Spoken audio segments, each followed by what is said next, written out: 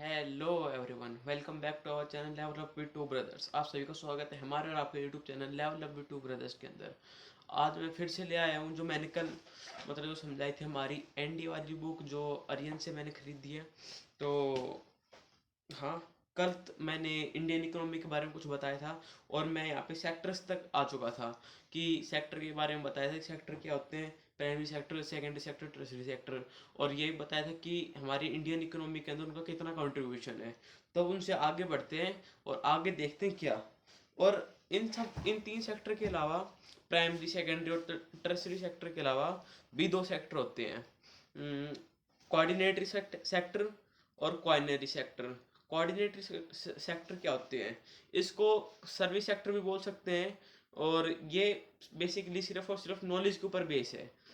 इसके अंदर IT, information technology, research, media etcetera ये सब आती है। और क्वानिटरी सेक्टर, इसके अंदर हाई लेवल के डिसीजन बनाए जाते हैं और ये नॉन प्रॉफिटेबल ऑर्गेनाइजेशन होते हैं गवर्नमेंट के द्वारा जो बनाई जाती है, जहाँ पे इंडस्ट्रीज के जो वो है ना डिसीजंस लिए जाते हैं, वो है ये। और नेशनल इनकम क्या होती है, यही सेक्टर वाला टॉपिक इतना ही था। अब बढ़ते हैं नेशनल इनकम के बारे में। नेशनल इनकम क्या होती है? The net value of goods and services produced in a country. जितने भी नेट वैल्यू है ये उसकी, जो नेशनल इनकम है, जितने भी गुड्स और सर्विसेज उस कंट्री के अंदर प्रोड्यूस हुए हैं, उसको हम नेशनल इनकम कहते हैं।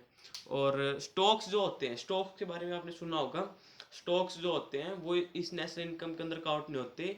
सिर्फ और सिर्फ जो सर्विसेज और गुड्स है वो इसके अंदर काउंट होते हैं। और सबसे बड़ा जो लार्जेस्ट कंट्रीब्यूशन है हमारी इंडियन नेशनल हाँ, इंडियन इकोनॉमी के अंदर, वो दिखा है ट्रस्टी सेक्टर से आता है। ठीक है।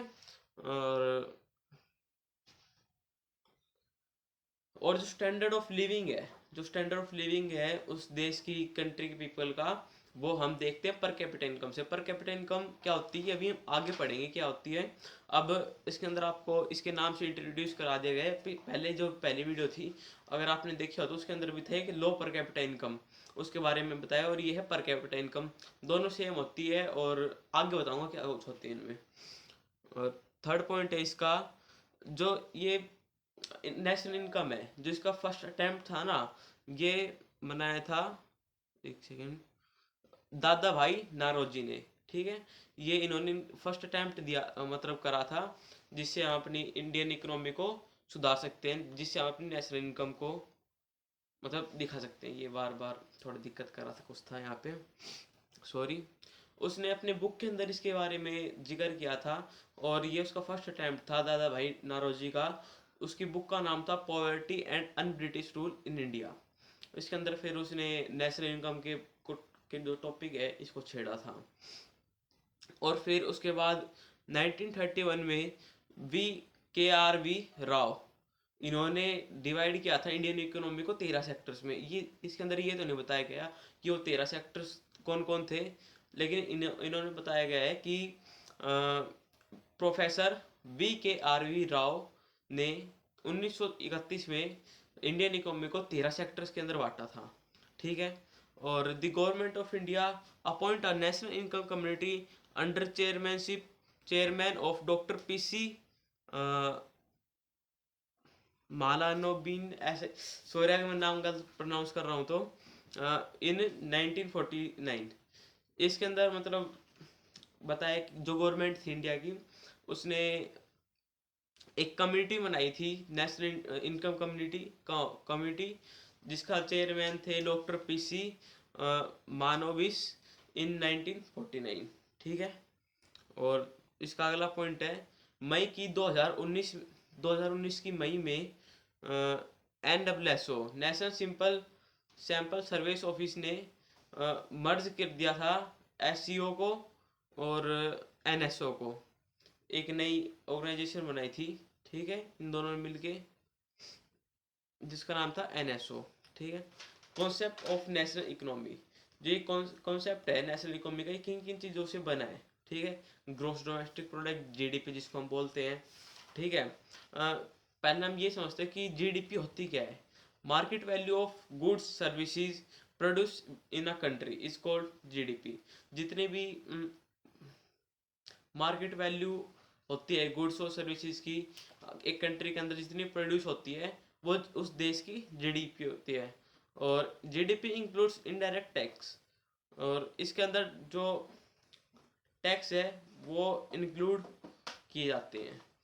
अब बढ़ते इसके नेक्स्ट मतलब सेकंड पार्ट में, gross national product GNP. GNP क्या होता है?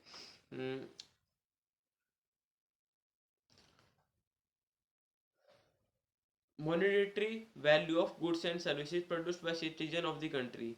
जो भी इसकी मॉनेटरी वैल्यू होती है ना गुड्स और सर्विसेज की, जो देश के सिटीजन के द्वारा प्रोड्यूस किया गया है, वो होता है gross national product.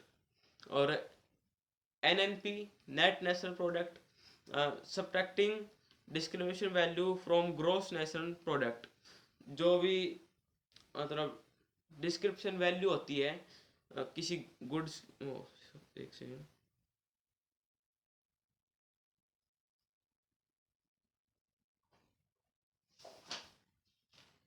Description value को सब्ट्रैक्ट करेंगे जब हम ग्रोस नेशनल प्रोडक्ट से, जो हमने पहले पढ़ा था देखो मैं समझाता हूँ क्या है ये।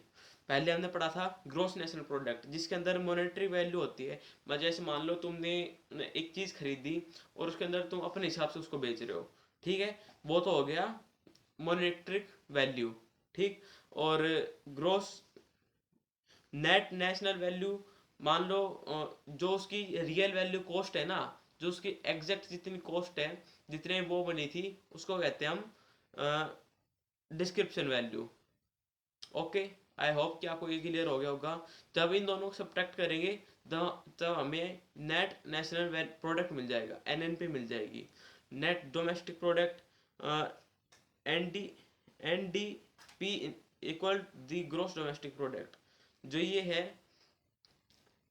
एनडीपी, नेट डोमेस्टिक प्रोडक्ट, ये ग्रोस डोमेस्टिक प्रोडक्ट के बिल्कुल इक्वल है, ठीक है। पर कैपिटा इनकम, हाँ मैंने कहा था पर कैपिटा इनकम आएगी। Per capita income is the amount of money that is being earned by per person in certain area criteria. मतलब जो पर कैपिटा इनकम होती है, ये किसी भी जो देश के एक एक पर्सन की जो इनकम है उसको दिखाती है। ये हम पर कैपिटा इनकम निकालते कैसे हैं हम, मतलब जो भी देश की पूरी नेट वैल्यू, मतलब मान लो कोई देश है, उसकी नेट वैल्यू है 100, उसके अंदर 50 लोग रह रहे हैं, ठीक है। तो जो पर पर्सन जो पर कैपिटा इनकम है ना, उसकी पर पर्सन की जो सैलरी है वो बताएगी। अगर देश के अंदर 50 लोग हैं और 100 इनकम है पूरे देश की टोटल हर साल, तो 50 डिवाइडेड बाय 100, मतलब national income divided by population of country, sorry 100 divided by 50, ठीक है। तो हर पर्सन की 2 इनकम है हर महीने की। तो हाँ, आज की इस वाली वीडियो में इतना ही। आई होप कि आप लोगों को कुछ समझ में आया हो, कुछ कंसेप्ट भी क्लियर होंगे आपको। तो आप सभी का धन्यवाद, आपने अगर यहाँ तक वीडियो देखी तो thank you so much for watching, bye.